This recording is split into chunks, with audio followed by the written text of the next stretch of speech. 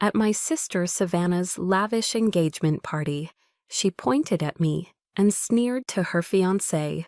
"This is Luna, the family's failed chef." Then she leaned in, hissing in my ear, "That cheap dress, did Mom have to give you the money for it?" She didn't know that the bill for this entire party was on me.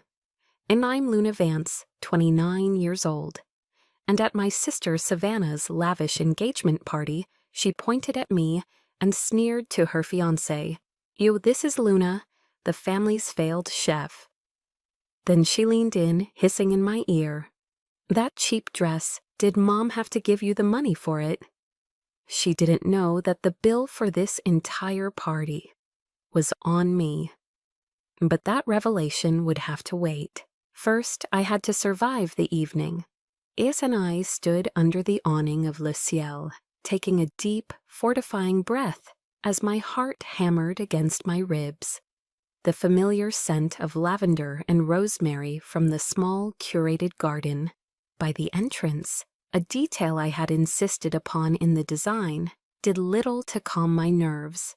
This was my territory, my creation, but tonight I was an intruder in my own kingdom.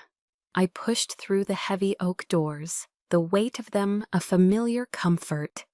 And inside, the soft notes of a taille Clair de Lune drifted from a grand piano. The warm golden light from crystal chandeliers washed over tables draped in pristine white linen. It was exactly as I had envisioned it, an oasis of understated elegance in the heart of Los Angeles. Julian, my loyal manager, approached in his impeccable suit, his eyes lighting up with genuine warmth and respect. He opened his mouth, the word "a chef" already forming on his lips, but a quick, subtle glance from me stopped him. He understood immediately. His professional mask slipped back into place, his tone becoming formal, almost distant. "Ningbam Chao," he said, his voice perfectly neutral. "The Vance party is this way." He led me past the low hum of chic diners, their conversations punctuated by the clinking of glasses. He guided me to the best table in the house, a semi-private booth with a panoramic view of the city lights. And there they were, my family seated like royalty, already judging the world from their throne. Chan, my father, Richard Vance, looked up from his phone, a device that seemed surgically attached to his hand. He offered a curt, dismissive nod before his eyes returned to the glowing screen, my presence a mere footnote in his evening of mergers and acquisitions. My mother, Eleanor, gifted me one of her flawless society page smiles. It was a masterpiece of cosmetic engineering, but her eyes, cold and appraising, did the real talking. They scanned me from head to toe, lingering for a fraction of a second on my simple black dress, and the slightest, almost imperceptible frown creased her brow. "Hentit aho, Luna, darling," she cooed, her voice a confection of sweet, chilling condescension. "I was so worried you wouldn't make it. The traffic from that side of town must have been dreadful." In that side of town, my small, functional apartment in Koreatown, a world away from their Beverly Hills mansion. My brother, Carter, the hedge fund prodigy, didn't even bother to look up, his focus entirely on some chart on his own device.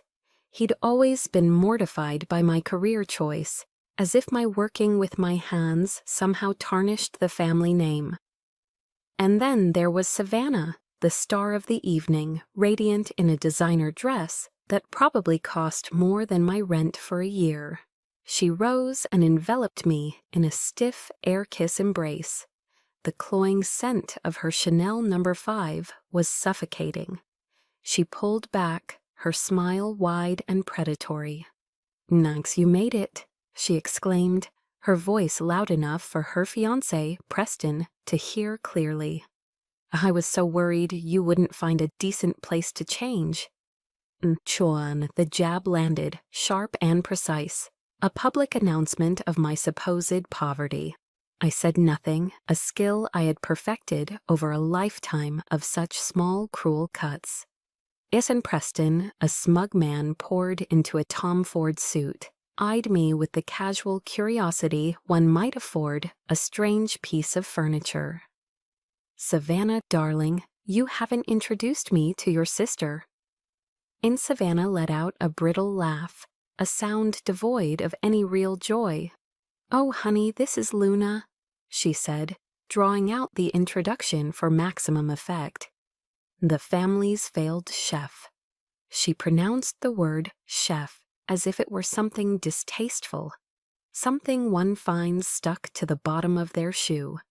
Then, leaning in close, she lowered her voice to a venomous hiss, her breath a hot wave of champagne against my ear.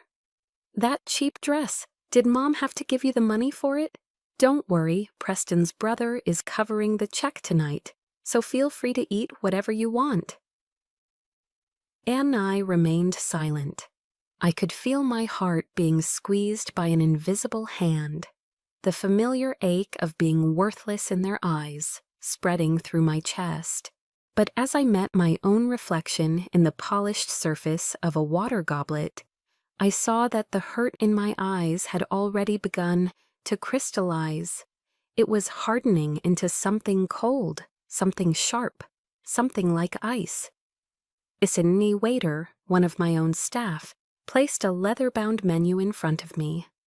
I ran my fingers over the embossed logo of Le Ciel, my logo. The weight of it in my hands was a silent counter-narrative to their insults. It was real. It was mine. They don't know, I thought, a cold calm settling over me. They don't know that every dish they're about to criticize, every ingredient they're about to slander, carries a piece of my soul. Fine, let the play begin. The cool, heavy glass of my wine goblet felt like an anchor to the present, but my mind had already drifted far away, back to the cavernous Vance mansion in Beverly Hills. It was a house, but it was never a home. It was a collection of separate, competing kingdoms, each ruled with an iron fist. The grand living room, a sterile expanse of Italian marble and imposing abstract art, was my mother's stage. It was a place for performances where she hosted her meticulously planned charity teas for other women with too much time, too much money, and not enough purpose. They would sip Earl Grey from porcelain cups and discuss fundraising galas, their laughter echoing emptily in the high-ceilinged space. On the library, paneled in dark, imposing cherry wood and smelling of old leather and my father's expensive cigars, was his undisputed realm. This was a fortress of power, a place where he negotiated multi-million-dollar real estate deals that shaped the Los Angeles skyline. His voice, a low, authoritative rumble, was the only sound that dared to challenge the room's tomb-like silence. Then there was the music room, a bright, sunlit space that housed a gleaming Steinway & Sons grand piano. That kingdom belonged exclusively to Savannah. The air there was always filled with the sound of her meticulously practiced concertos, flawless, technical, and utterly devoid of soul. And my world was downstairs, in the kitchen. It was a vast, professional-grade space with stainless steel countertops and a formidable 8-burner stove, a place none of my family ever entered. To them, it was the service level, the engine room, a place of labor, not of sophisticated leisure. It was the territory of the hired help, and therefore a place to be ignored, a source of unspoken shame. But for me, it was a sanctuary. It was the only place in that entire hollow mansion that felt like home. It was the kingdom of Dolores, our gentle, kind-eyed housekeeper who had come from Mexico years before I was born. On my childhood memories weren't of ski trips to Aspen or languid summers in the Hamptons, like Savannah's were. My memories were sensory snapshots, captured and preserved from that basement kitchen. The warm, spicy scent of Dolores's gingerbread cookies baking in the commercial oven. A smell that meant safety and comfort. The sharp, clean aroma of cilantro and fresh lime as she taught me the secret to her mother's slow-cooked pork. Her weathered hands moving with an inherited grace and love. Her soft, accented English was the soundtrack to my youth, a language of genuine comfort and unconditional care. After a long, exhausting day at a private school where I felt like an imposter among the true thoroughbreds, she was the only one who would look me in the eye and ask, "Rihi, how was your day, my dear?" And she was the only one who ever truly wanted to know the answer. Anne and I was 14 when I first tasted the full bitter truth of my family's spectacular indifference. I had poured my entire being into a single creation, my California Sunshine Orange Chiffon cake. I had spent weeks in the library, not my father's, but the public one, poring over cookbooks, experimenting with ratios, adjusting sugar levels, and staying up until the early hours of the morning, my fingers perpetually stained with orange zest. And I won. First place in the Los Angeles County baking competition.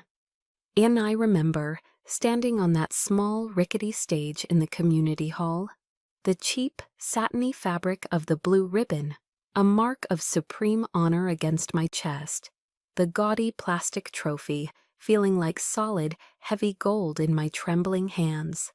My eyes, wide with hope, scanned the sea of proud, beaming parents in the audience, searching desperately, foolishly for a single familiar face.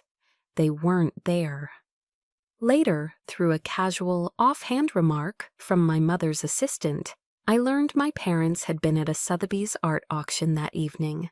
Savannah had a private dressage lesson, an auction and a horse. That's what my victory, my passion, my soul poured into a cake was worth to them. And but someone did come. Dolores. Her long shift had ended hours before, but she had taken 2 city buses across town in the drizzling, dreary rain just to be there. She found me sitting alone on the cold, hard bleachers. Long after the ceremony had ended and the hall had emptied, she didn't say much, she didn't need to. She just wrapped me in her warm, comforting embrace, her old, worn apron still smelling faintly of bleach and sweet cinnamon. In her hand, she held a single perfect pink rose, one she had furtively snipped from my mother's prize-winning, meticulously manicured rose garden. That night, I cried in her arms, not from the sadness of being forgotten, but from the overwhelming, soul-shaking gratitude of being seen. I came home and threw the trophy in the back of my closet, and not a single member of my family ever asked me about it. And the final, defining wound, the one that set the course for the rest of my life, came when I was 18. I received my acceptance letter to the Culinary Institute of America, the CIA, the most prestigious, most revered culinary school in the country. My hands were trembling as I walked into my father's library, the letter clutched like a holy scripture, a validation of everything I was. Richard Vance was reviewing a stack of blueprints, a thick cigar smoldering in a crystal ashtray beside him. He didn't look up. As I began to explain, my voice filled with a hope so fragile it felt like it could shatter into a million pieces. He cut me off. He finally lifted his head, and his eyes were as cold and hard as the polished granite on his desk. "Peña Luna," he said, his voice flat and utterly final. "Javants are not servers. We are the ones who are served." "Cooking? Ew!" He waved his hand dismissively, as if swatting away an annoying fly. "Re-honor is for the help. For people like Dolores, you will attend UCLA. You will get a business degree. That is the end of this discussion." The cruelty of it stole my breath. It wasn't just the blunt rejection of my dream. It was the casual, brutal way he equated my passion with a servant's station, lumping me in with the woman I loved and respected most in the world, as if we were one and the same. The help. A scar was carved into my heart that day, a permanent reminder of my designated place in the Vance family hierarchy. I was and would always be downstairs.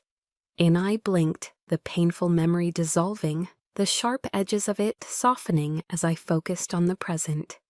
I was back at Le Ciel, the murmur of the restaurant, a low, comforting thrum around me. I looked at the glass of deep red Cabernet Sauvignon in front of me, its color like blood and velvet, rich and complex. And my father was right about one thing. Cooking is for serving. And tonight, I would serve him a lesson he would never forget. The night I walked out of that mansion, my father's final words echoed in the cavernous foyer. If you walk out that door, don't expect a single dime. I didn't. I walked out with one suitcase, my small savings account, and a resolve as hard and cold as the marble floors I left behind. And the next 5 years were a blur of fire, sweat, and tears. I plunged into the brutal, unforgiving world of professional kitchens, starting at the very bottom rung in Chef Antoine's celebrated but notoriously difficult restaurant. He was a tyrant, a culinary dictator who ruled his kitchen like a battlefield. 18-hour days were the norm. The searing heat from the ovens was a constant assault. The air was thick with the cacophony of clattering pans, the relentless rhythm of chopping knives, and Chef Antoine's explosive, French-accented curses. My arms became a roadmap of my education, a chaotic tapestry of fresh burns laid over the faded silver of old ones. My hands, once soft, grew calloused and tough. Ianyungi lived in a cramped, stuffy studio apartment in Koreatown. The pungent, ever-present smell of fermenting kimchi from the restaurant downstairs clung to everything I owned, a constant, ironic counterpoint to the delicate flavors I dreamed of creating. There was no money for a car. The city bus was my chauffeur. My diet consisted mainly of cheap bread and peanut butter, every saved dollar funneled into essentials. A set of razor-sharp Japanese knives, expensive culinary textbooks, and the occasional wine-tasting course I couldn't really afford, but knew I needed. Exhaustion was my constant companion. I'd fall asleep on the bus ride home, my head lolling against the grimy window, dreaming not of rest, but of new recipes, of flavor combinations no one had ever tried before. There was one night, about a year in, that I almost broke. I was running a high fever, a fresh burn on my forearm throbbing with a life of its own. I felt small, utterly alone, and buried under the weight of my choices. In a moment of weakness, a desperate childish longing for comfort, I called home. My mother, Eleanor, answered. Hearing my hoarse, weak voice, she didn't ask if I was okay. She didn't ask if I needed anything. Instead, she sighed, a long, dramatic exhalation of pity and vindication.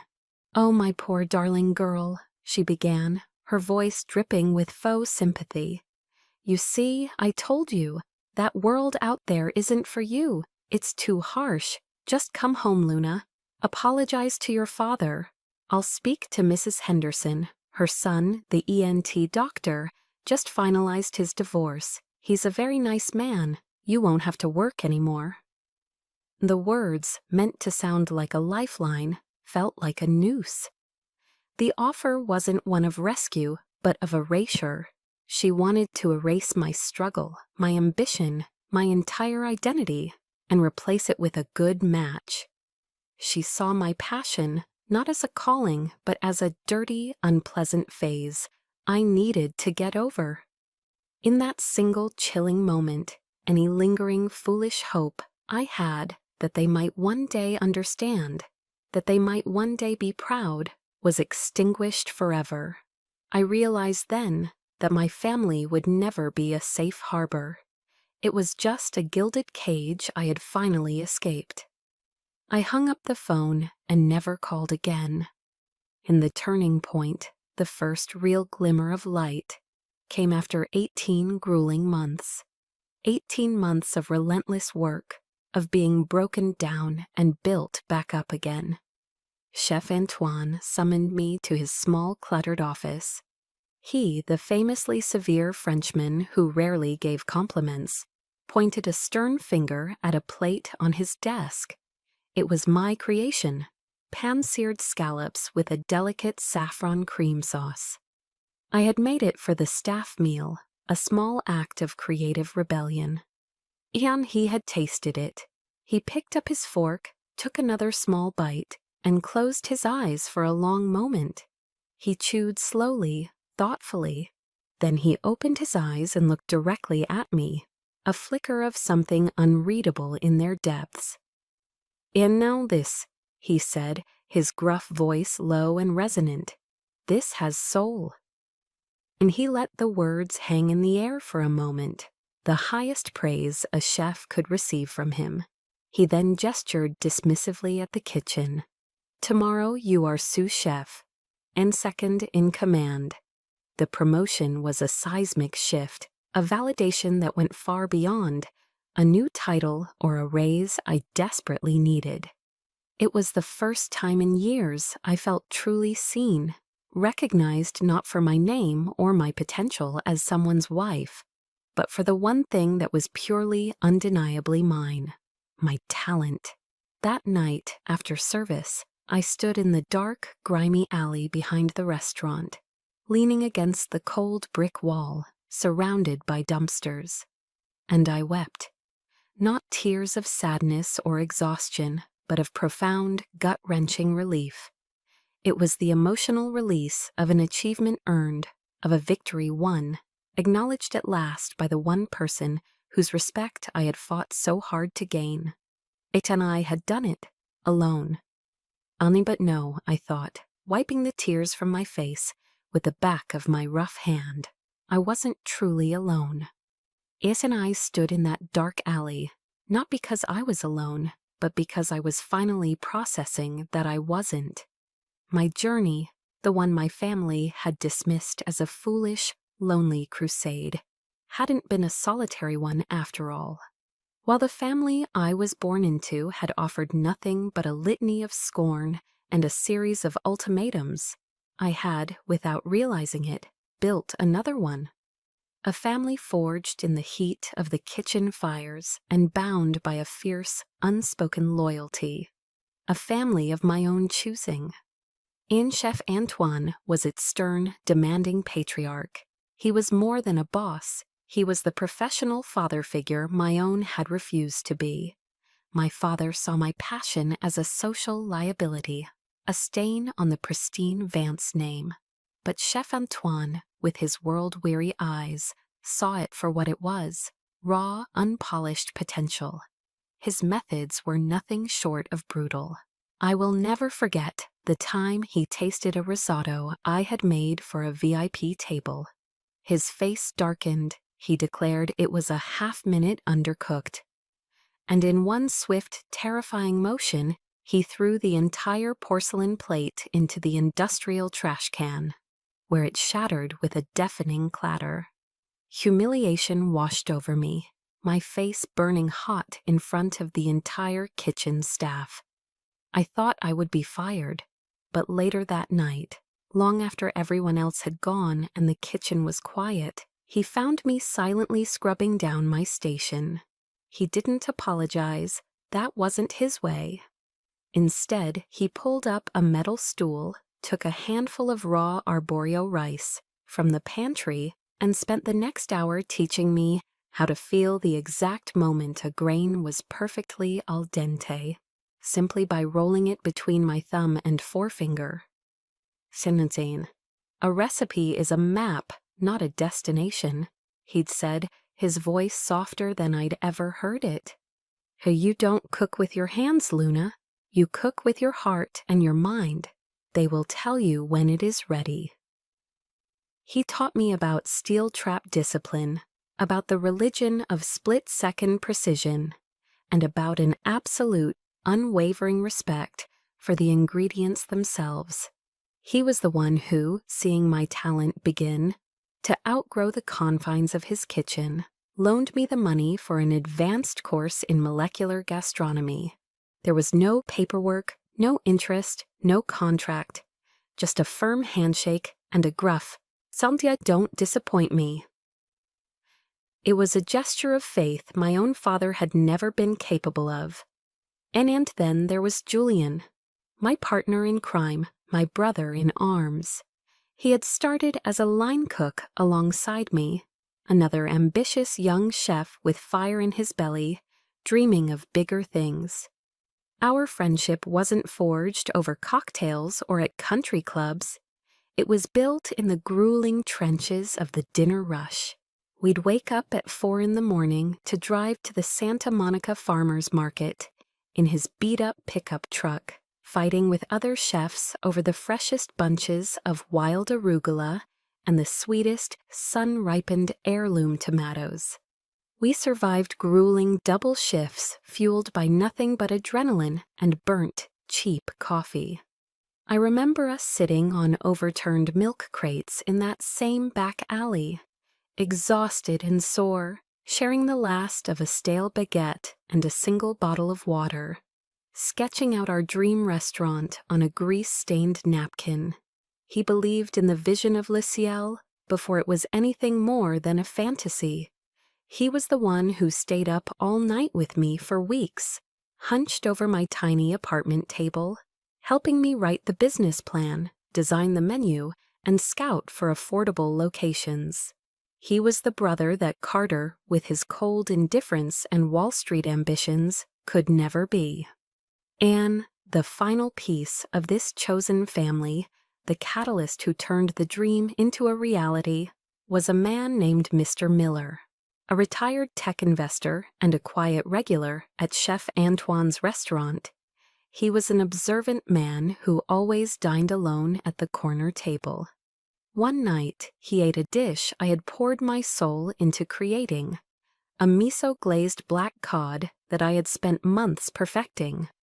At the end of his meal, he requested to see the chef who had prepared it. I remember walking out to his table, my heart pounding, nervous and sweating under the hot lights, my white apron stained with beet juice and God knows what else. To my utter astonishment, Mr. Miller, a man of considerable wealth and influence, stood up as I approached.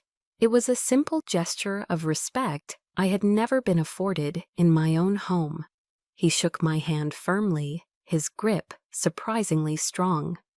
"In young lady," he said, his eyes kind but piercingly intelligent, seeing right through my stained apron and my exhaustion. "I've eaten all over the world. Your food doesn't just taste good, it tells a story. I don't invest in food, I invest in artists." He paused, letting the word hang in the air, a stark, beautiful contrast to my father's damning verdict. "And you," he declared, his voice full of conviction, "are an artist. Call me when you're ready to build your own empire." That word artist echoed in my mind now, a warm, validating hum. It was the highest form of praise, a recognition of the soul I poured into my work, the very soul my family refused to see. I felt a surge of profound gratitude for these men, the demanding teacher, the loyal brother, the insightful believer, who had seen me when my own family had chosen to be blind. Then the memory faded, and the bitter reality of the present snapped back into focus. I was at my table in Le Ciel, a place built on their unwavering belief in me. Across from me, my actual family was staring at the first course I had sent out, a delicate Hokkaido scallop tartare with osetra caviar and a light yuzu mist. My sister, Savannah, was wrinkling her nose in theatrical disgust. My mother was shaking her head with a look of polite, unbearable pity. Nan artist, I thought, a bitter smile touching my lips as I watched their tired performance of disdain. And to them, I was just the help. The play continued, and I became a silent spectator to my own execution. The first course arrived, carried out with the silent, practiced grace of my well-trained staff. It was one of Le Ciel's signature dishes, delicate Hokkaido scallop tartare, topped with a glistening pearl of Osetra caviar, all resting in a chilled pool of fragrant yuzu mist. It was a dish that was both simple and incredibly complex, a balance of textures and flavors that had taken me months to perfect. Savannah poked at it with the tip of her silver fork, as if it were a strange, potentially hostile life form. She wrinkled her nose, a perfect performance of distaste. "Oh goodness, it's raw," she announced, her voice carrying across the table. "Luna, are you still into these weird things? I really don't think this pairs well with Dom Perignon." My mother, Eleanor, ever the supportive chorus, nodded in agreement. "She's right, darling, it's a bit adventurous. A classic shrimp cocktail would have been so much more elegant, don't you think?" A Rhone classic shrimp cocktail, the staple of every soulless country club and hotel banquet hall in America. They had no idea that the dish they were dismissing had been praised by a critic from Food and Wine magazine as a sublime symphony of the sea. I said nothing. I simply took a slow, deliberate sip of my water, the cool liquid doing nothing to quench the fire starting to smolder in my gut. I watched them push the delicate scallops around their plates, untouched. In the main course was next. It was my masterpiece, the dish that had earned Mr. Miller's attention. Alaskan black cod, slow-cooked for 48 hours, until it was impossibly tender, served with a tangy miso and blood orange glaze, over a bed of slender white asparagus. The skin was crisped to perfection, a crackling counterpoint to the buttery, yielding flesh beneath. In Preston, the fiancé made a show of carving into his portion. He took a bite, chewed with an exaggerated, thoughtful expression, and then dramatically placed his fork and knife down on his plate with a soft clatter. He looked around the table, a smug look on his face, as if he had discovered a fundamental flaw in the universe. "Excuse me," he called out, snapping his fingers to get a waiter's attention. The gesture, so arrogant and dismissive, made my jaw tighten. The waiter, a young man named Ben, hurried over. "There seems to be a mistake," Preston said loudly. "This fish is undercooked. It's still raw in the middle. Please take it back and have the chef cook it properly." Ben looked horrified, his eyes darting to me in a silent, panicked appeal. I gave him a nearly imperceptible nod, my face an unreadable mask. He reluctantly took the plate. My father, who had been silent up to this point, finally sighed, the sound heavy with disappointment. He looked at me, not with anger, but with a weary sort of pity that was infinitely worse. "Luna, I don't understand why you would spend your money at a place that can't even cook a piece of fish correctly. It's wasteful." Wasteful. A hot, furious wave of anger surged through me, so potent it almost made me dizzy. I gripped the stem of my wine glass, my knuckles turning white. I had worked 18-hour days for this. I had scars on my arms for this. I had poured 5 years of my life, my very soul, into learning how to cook that piece of fish correctly, and they, in their blissful, cocooned ignorance, had dismissed it all in a single breath. I forced the anger down, compressing it into a hard, cold diamond in my chest. And throughout the meal, the conversation circled relentlessly back to one central theme: my perceived failure. The questions about money were relentless, disguised as casual, loving concern. "And this place must be terribly expensive, Luna," my mother would say, her eyes wide with feigned worry. "And I bet that job at whatever diner you're at doesn't even cover a bottle of water here," Carter chimed in, his first and only contribution to the conversation, his voice laced with the casual cruelty of someone who has never worried about a bill in his life. Shen Savannah, of course, delivered the final blows. "You must have blown all your savings on this, haven't you, sis?" she'd ask, her voice sickeningly sweet. "Don't worry, Preston's covering your share. It's the least we can do." Each question was a carefully aimed dart, each remark a fresh turn of the knife. They were reinforcing the narrative they had written for me. Luna, the poor, struggling failure, the black sheep, the charity case, pathetically trying to play dress-up in a world she didn't belong to. They had no concept of my reality, no desire to understand it. They were happy in the little box they had built for me. And when Ben returned with the recooked fish, a fresh, identical, and perfectly cooked plate I had instructed the kitchen to fire, Preston still sniffed at it with suspicion before deigning to eat it. The tension at the table was thick enough to cut with one of my Japanese knives. I had watched them. I had listened. I had endured. And every condescending word, every dismissive glance, was like a blunt knife sawing away at my soul. They weren't just criticizing food, they were trampling on 5 years of my sweat, my blood, my tears.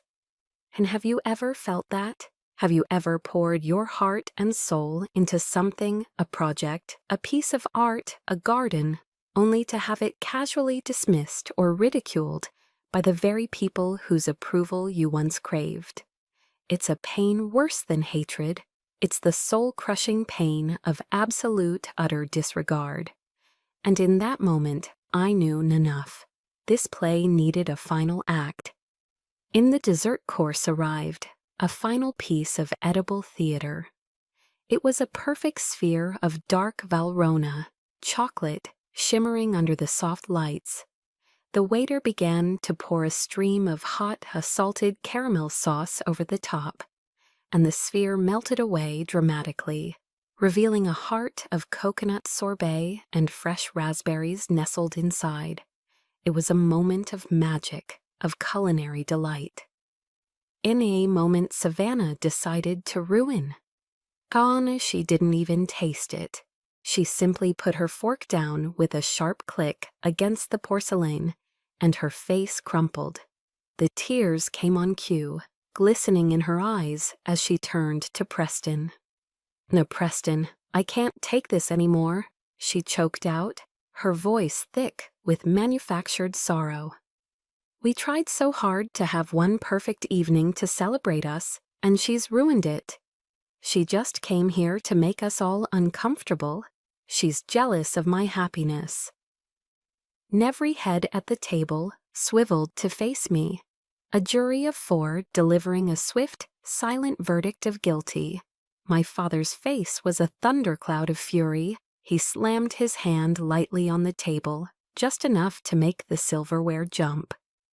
"Luna," he growled, his voice low and dangerous, "for look what you've done to your sister. Apologize to her, now." And I remained silent, my eyes fixed on Savannah's flawless performance. She was a master of her craft, weaponizing her fragility with the skill of a seasoned actress. My mother leaned across the table and grabbed my hand, her grip surprisingly strong, her diamond rings digging into my skin. "No, Luna, please stop this," she pleaded, her voice a stage whisper. "And I know life has been difficult for you, but being jealous of your own sister is just unseemly. You should be happy for her. Just apologize to Savannah and Preston, darling. For me, don't spoil this important night. In Preston, seizing his moment to be the valiant protector, wrapped his arm around Savannah's trembling shoulders. He looked at me, his face a mask of condescending pity. Yes, Luna, Savannah's right. If you couldn't afford a place like this, you should have just said so. We could have gone somewhere more appropriate for you. There was no need to act out like this just to get attention. Inting woman, that was it. The final drop, the one that causes the flood. Isn't his words, appropriate for you, get attention, landed not with a sting, but with the deafening clang of a prison door slamming shut. They were trying to lock me back into the tiny, pathetic box they had designed for me years ago. The box labeled Heart Failure, Duckgay. And a strange, terrifying calm washed over me. The knot of anger and hurt in my stomach didn't disappear, but it solidified, transforming from a hot, churning mess into something cold and heavy, like a block of granite. And slowly, deliberately, I folded my linen napkin and placed it on the table beside my plate. And I lifted my head and looked at each of them, one by one. I met my father's furious glare, my mother's pleading eyes, my brother's bored indifference, and Savannah's triumphant, tear-streaked face. The years of practiced hurt vanished from my expression, replaced by a glacial composure that was so foreign it startled even me. I saw the flicker of confusion in their eyes. They were expecting tears. They were expecting a scene. And I gave them neither. And I didn't shout. My voice, when it came, was even, clear, and carried across the table with unnerving clarity. Get attention, I repeated, the words feeling strange on my tongue. Was appropriate? And a small, humorless smile touched my lips. It was a smile that didn't reach my eyes. My eyes were ice. Inns, you're right, I said, my gaze sweeping over their stunned faces. This place, it really isn't appropriate for you. In the cryptic words hung in the air, thick with unspoken meaning. The confusion on their faces deepened, morphing into wary apprehension. The dynamic had shifted, the power balance tilting on an invisible axis. Ace and I caught Julian's eye across the room. I gave him the signal we had rehearsed, a single decisive nod. And now, I thought. And this moment of defiance, this cold, hard resolve, settling in my bones, wasn't a spontaneous eruption of emotion. It was a calculated detonation. The foundations for this entire evening, for this precise moment of reckoning, had been laid that very morning in the quiet, controlled hum of my kitchen before the chaos of service began. And the memory was sharp and crystal clear. I was in the walk-in cooler, inspecting a new delivery of delicate, earthy morel mushrooms. Their unique, honeycomb-like structure was a testament to their quality, and I was gently turning one over in my fingers, planning a new special. Julian stood beside me, his notepad in hand, the cool air misting around us.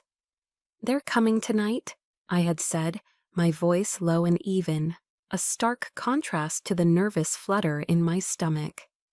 "And what's the script, Chef?" Julian asked. His expression was serious, his loyalty unwavering.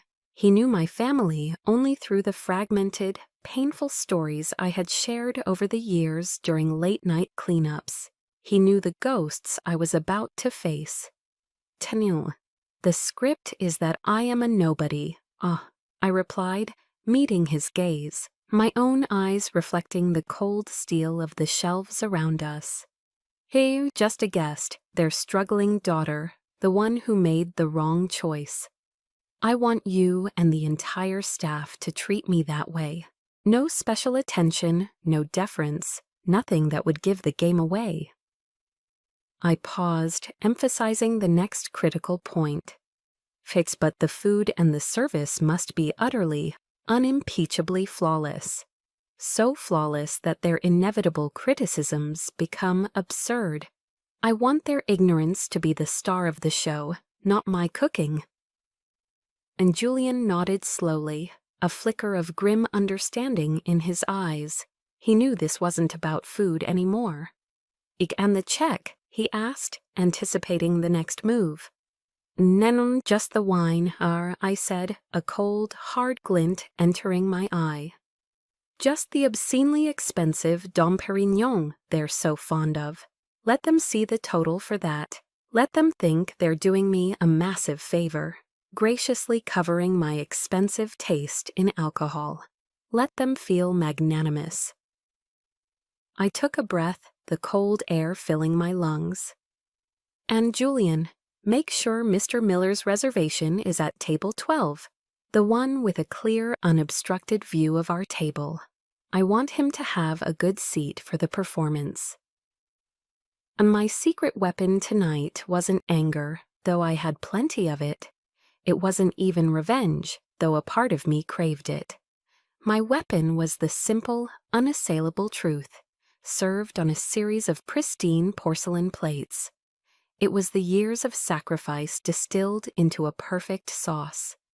It was the encyclopedic knowledge of my craft, the relentless, obsessive pursuit of perfection.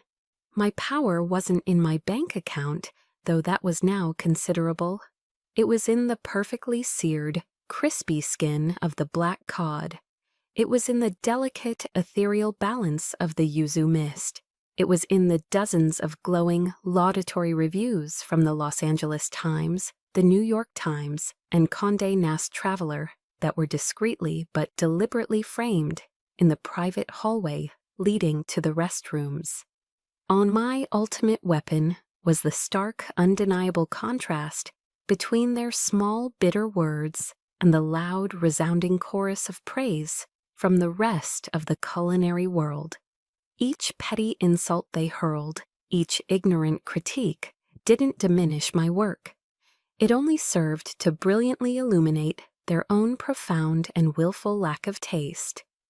They thought they were judging me, but all they were doing was exposing themselves, layer by pathetic layer. I had spent 5 long, hard years preparing for this moment, not out of spite, but out of a deep, driving need to prove my worth to the only person whose opinion mattered anymore, myself. I didn't need to lie. I didn't need to embellish or argue. I just needed to set the stage and let reality speak for itself. And now, as I sat at the table, all the pieces were perfectly in place. The curtain was rising on the final, explosive act. In my single, decisive nod to Julian was the signal. I watched as he moved with his practiced, professional grace toward our table. In his hand, he held a sleek, black leather billfolder, the instrument of reckoning. He approached Preston directly, not me, maintaining the carefully constructed charade to the very end. My eyes flickered for a second to table 12. Mr. Miller was there, observing quietly, a glass of red wine in his hand. Julian had briefed him that morning. He wasn't here to intervene or rescue me. He was here as a silent witness, a quiet, powerful testament to the truth of my success. His mere presence in the room was a subtle but potent confirmation of the world I now inhabited. A world my family couldn't even begin to comprehend. Every piece on the chessboard was exactly where I had placed it. The self-righteous king, the manipulative queen, the arrogant knight, the complicit bishop, all of them blissfully trapped in a game they didn't even know they were playing. And I, the pawn they had so carelessly sacrificed years ago, had painstakingly crossed the board and become a queen. Julian presented the billfolder to Preston. The air was thick with a palpable anticipation that only I seemed to feel. My family was relaxing now, basking in the false glow of their perceived victory over my sullen, jealous mood. Savannah was whispering to my mother, likely planning her wedding seating chart, a world where I would be seated at the furthest, most insignificant table. My father was already scrolling through his emails again, his duty as a parent for the evening complete. Ethan Preston took the bill, a smug, proprietary look on his face. He reached for his wallet, his movements ostentatious and slow, ready to perform the grand, magnanimous gesture of paying the check. He was ready to pull out his gleaming black American Express Centurion card, the ultimate symbol of the status he so desperately craved. And he opened the leather folder. "Now let's see here," he murmured, his voice dripping with condescension, loud enough for me to hear. John Preston stared at the bill inside the sleek leather folder, his smug, self-satisfied expression slowly curdling into one of genuine confusion, his brow furrowed in a deep line. He blinked, reading the single, elegant line of text again, as if the words might rearrange themselves into something that made sense to him. Finally, he looked up and waved a dismissive hand at Julian, his irritation palpable. "Hey," he called out, his voice sharp and carrying across the hushed restaurant. "There's a mistake here, a big one." He tapped the bill with a manicured finger. "This only lists the wine, the Dom Pérignon. Where is the charge for the food, for our dinner? We're talking thousands of dollars of food here." He looked around the table, seeking validation for this egregious error on the restaurant's part, a grand lord pointing out a flaw in his fiefdom.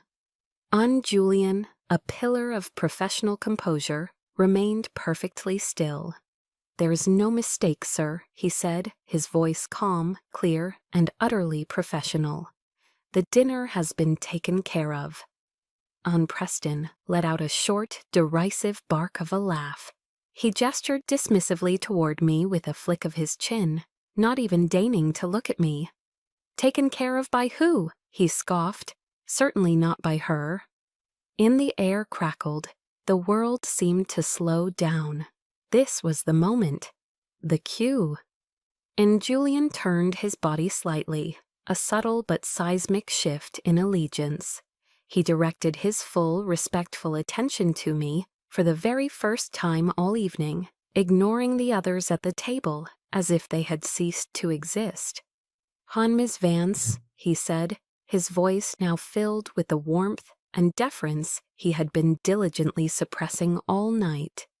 "Is there a problem I can resolve for you? I only ask because your meeting with the investors from Tokyo is scheduled to begin in 15 minutes. The silence that fell upon the table was absolute, a sudden, heavy vacuum that sucked all the air out of the room. Every bit of ambient chatter, every clink of silver from neighboring tables, every distant note from the piano seemed to cease. 4 pairs of eyes, my family's eyes, swiveled to stare at me, wide with a collective, stunning disbelief. I could almost hear the gears grinding in their heads, struggling to process the impossible new data points. Ms. Vance, investors, Tokyo. The words didn't fit the narrative they had so carefully constructed for me. And this was my stage now. The spotlight was mine. And slowly, deliberately, I rose to my feet. My movements were fluid and unhurried. I reached down and smoothed the front of my simple black dress. The same dress my sister had called cheap just an hour ago now felt like a suit of armor, a statement of quiet confidence. In the stunned silence of the room, it no longer looked plain. It looked powerful in its elegant minimalism. I let my gaze travel across their frozen, slack-jawed faces, savoring their shared shock like a fine, aged wine. It was a vintage I had waited a very long time to taste. "And welcome to Le Ciel," I said. My voice was quiet, but it resonated in the thick, expectant silence each word landing with the clear, final weight of a judge's gavel. I do apologize for the inconvenience. I should have been more forthcoming from the start. Aaron and I paused, letting the suspense build, letting them squirm in their confusion until it was almost unbearable. I locked eyes with my father. For the first time, he wasn't looking at his phone. He was looking at me, his expression a chaotic mixture of shock and dawning gut-wrenching horror. "And I am Luna Vance," I declared, my voice steady, strong, and ringing with the authority I had earned. "Executive chef and sole proprietor of this restaurant." And the only sound that followed was the sharp, shattering crash of a wine glass slipping from my mother's nerveless fingers and exploding on the floor.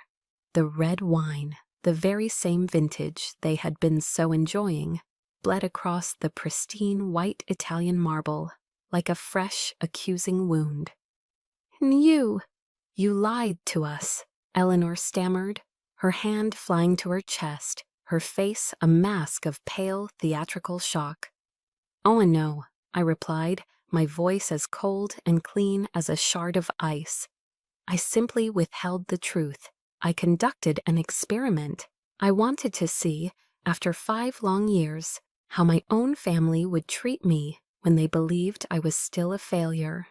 And now," I said, letting my eyes drift over each of their stunned faces, "a scientist observing her results, I have my answer." Imre and I turned my full attention to my sister, who was staring at me as if I had sprouted a second head. "In Savannah," I said, my voice dangerously soft, cutting through her daze, "you found the scallop tartare to be raw and weird. Bon Appetit magazine, in their feature last month, called it a stroke of genius. You may have a law degree from Stanford, darling, but I'm afraid your palate is tragically, disappointingly underdeveloped." And Savannah flinched as if I had physically slapped her, a faint blush creeping up her neck. Chloe and I then shifted my gaze to Preston, who looked as if he was trying to swallow a stone. He was no longer the smug alpha male. He was just a small man in an expensive suit, suddenly out of his depth. And you, Preston," I continued, the corner of my mouth twitching with a smile that held no warmth, only triumph. "You sent back my Alaskan black cod, claiming it was undercooked. That's fascinating, because just last week, Chef Gordon Ramsay tweeted to his 10 million followers that he would fly to LA just to have that very dish again." I leaned forward slightly, my voice dropping to a conspiratorial whisper. "Perhaps I should send him your notes on how to cook it properly." His face went from pale to a blotchy, mortified red. He opened his mouth, then closed it again, no sound coming out. And I straightened up, my spine a rod of steel. The years of feeling small and invisible in their presence, of shrinking myself to fit their expectations, had vanished. They were burned away by the cleansing fire of this one perfect moment. I felt 10 feet tall. For so long their opinion of me had been the sun my sad little world revolved around. I had yearned for their approval, for a single crumb of validation from their table. Now their shock and embarrassment meant nothing more to me than the dust motes dancing in the chandelier light. It was a hollow, empty victory in some ways, but it was a victory nonetheless. The power they had held over me for 29 long years had been a phantom, a ghost in my own mind, and I had finally, blessedly, turned on the lights. Then my brother Carter, for the first time all evening, had put down his phone. His mouth was slightly agape, his usual mask of bored, intellectual superiority completely gone, replaced by pure, unadulterated shock. He was finally seeing me. They were all finally seeing me. Not as the black sheep, not as the disappointing daughter, not as the charity case. but as a force they had completely and utterly underestimated, a power they couldn't control. Ace and I looked at the wreckage of their arrogance, at the shattered illusions lying around them like the broken glass at my mother's feet. The silence stretched, thick and suffocating. The play was over. I had delivered the final line. Elle and I turned my back on them, a simple, final gesture of dismissal. The meeting with the Tokyo investors was real. My future was waiting. I had no more time to waste on the ghosts of my past. I took a single step, ready to walk away and not look back. "Luna, wait." And when the voice was my father's, it was strained, unfamiliar, utterly stripped of its usual booming authority. For the first time in as long as I could remember, it held a trace of something real. Something that sounded, to my astonishment, almost like desperation. And my father's voice, stripped of its usual booming confidence, stopped me in my tracks. "Luna, wait." And I turned slowly, facing him. The furious, dismissive patriarch was gone. In his place stood a flustered, uncertain man, his eyes wide with a confusion he couldn't conceal. The power dynamic had been so utterly inverted that he seemed lost, unsure of his next move. "In Luna," he began again, stumbling over the words. "We need to talk. About this business. It's impressive. I have connections. I can help you expand. We can franchise." Inai held up a hand, a simple gesture that silenced him instantly. I looked directly into his eyes, and for the first time he didn't look away. "Can help me?" I asked, my voice devoid of anger, filled only with a quiet, sad clarity. 5 years ago, when I was desperate for help, when a single word of encouragement from you would have meant the world to me, what did you say? I didn't wait for an answer. You said, "Don't expect a single dime." You made your position perfectly clear then, Father. So let me make mine clear now. I don't need your money anymore, and I certainly don't need your advice. My mother rushed forward, her hands fluttering nervously. "Luna, darling, I'm so sorry. I had no idea. We had no idea. I've always been so proud of you." In a dry, humorless laugh escaped my lips. "Proud?" I questioned, shaking my head slowly. "Let's be honest, Mother. Are you proud of my success, or are you simply relieved that I am no longer the failure you were so afraid of? Pride is celebrating the journey, not just showing up for the victory parade. The two are not the same thing." Almain, her face fell, the truth of my words hitting their mark. It was Preston's turn. He had managed to compose himself, plastering a slick, apologetic smile on his face. He stepped forward, extending a hand as if we were business associates. "Luna, I am truly, deeply sorry. I was completely out of line. Your talent is just astonishing. We should talk. I think my firm could really help you." Ananai stared at his outstretched hand until he awkwardly let it drop. "Han, let me save you the trouble, Preston," I said, my voice cutting through his sycophantic drivel. "You aren't sorry for insulting me. You're just sorry you insulted someone who turned out to be useful. There's a difference." I gave him a dismissive once-over. "Thank you for the offer, but as a rule, I don't partner with people who can't tell the difference between a perfectly cooked fish and a raw one. It speaks to a certain lack of discernment." Emery and I finally turned to Savannah. She was still seated, her head bowed, staring at her hands in her lap. The triumphant tears were gone, replaced by what looked like genuine shame. She wouldn't meet my eyes. "Amy and you," I said, and to my own surprise, my voice softened slightly. The venom was gone, replaced by a weary sort of finality. "Don't you ever let anyone, not Dad, not Mom, not him," I gestured vaguely at Preston, "not anyone, define your worth. Learn that now, and you'll be happier for it. Tonight's lesson wasn't just for me. In and I looked at them one last time, this strange, broken quartet of people who shared my blood but not my heart. The anger had finally dissipated, leaving behind a vast, quiet emptiness. It wasn't triumph I felt, but a profound sense of release. The heavy chains of their expectations, of my desperate need for their approval, had finally rusted through and fallen away. I was free. "And I didn't build this place for your approval," I said, speaking to all of them, and to the younger version of myself who had cried in a back alley.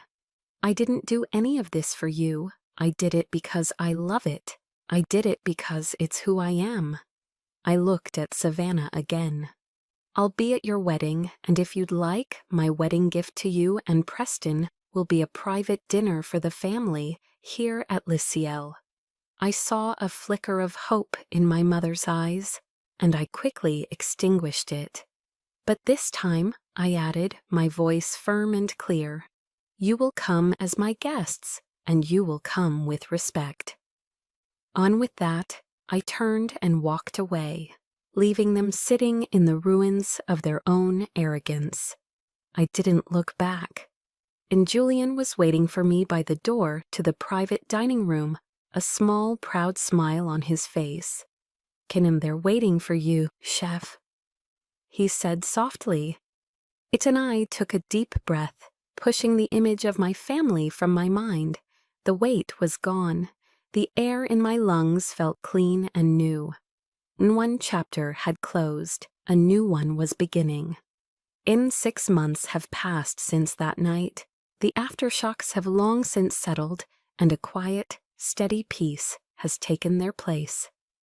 I'm sitting in my office at Le Ciel, a serene space with a large window overlooking the herb garden I planted myself. The late afternoon sun streams in, illuminating the dust motes dancing in the air.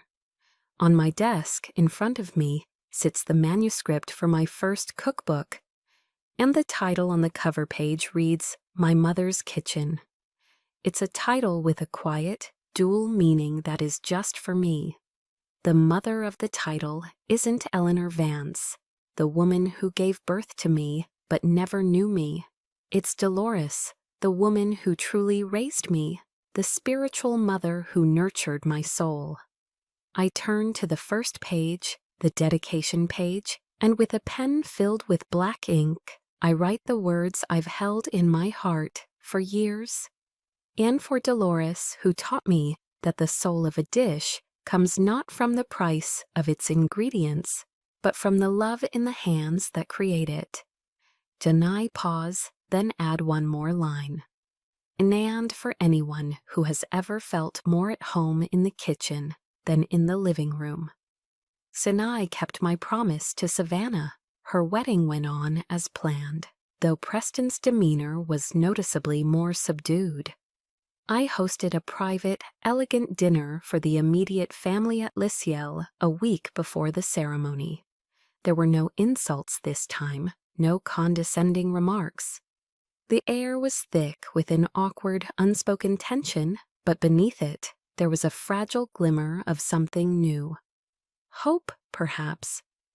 After the dessert course, Savannah quietly came over to me and whispered a simple, sincere, "I'm sorry, Luna, for everything." It wasn't a magic wand. It didn't erase years of pain, but it was a start.